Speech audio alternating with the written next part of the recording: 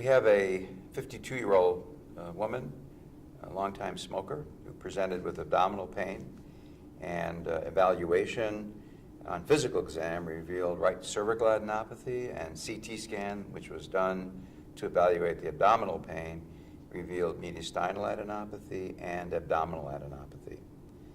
PET scan confirmed those findings. She was found, therefore, to have clinical stage 3A disease. A biopsy of a right cervical node revealed nodular sclerosis Hodgkin's lymphoma, which is classical Hodgkin's lymphoma, and complete staging. At the end of staging, she had 3A disease. She had no B symptoms, no weight loss, no fever, and no night sweats.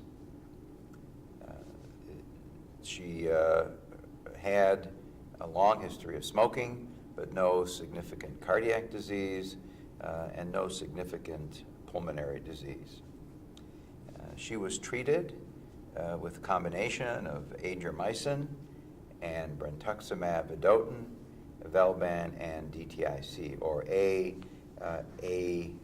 ABVVD chemotherapy regimen, as outlined in the recently published Echelon trial comparing ABVD, which we consider to be a standard treatment approach in Hodgkin's lymphoma, with ABVVD, which substitutes brentuximab vedotin for bleomycin in Hodgkin's lymphoma. Now, that trial resulted in an improvement in progression-free survival, both in the international trial and especially in the recently evaluated North American cohort. So improvement in progression-free survival, but no benefit up to this point, in any case, up to this point now, in survival, in overall survival. So this patient had I think a fairly typical course, but complicated by a variety of toxicities.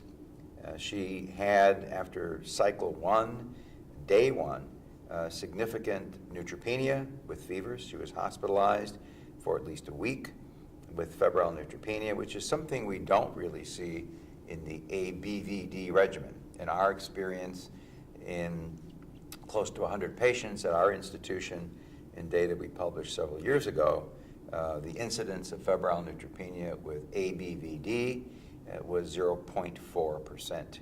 So we really see very little febrile neutropenia. And one of the considerations, one of the concerns in the substitution of brentuximab vedotin for bleomycin is that if you're going to use that regimen, you are going to see a higher incidence of febrile neutropenia, so that I think in that setting it becomes more important to consider the use of growth factors. Now, I guess one might ask the question, which patients are most appropriate at initial diagnosis to consider this regimen versus the standard ABVD regimen? Should it be all patients based on improvement in progression-free survival, or should it be a selected subgroup of patients?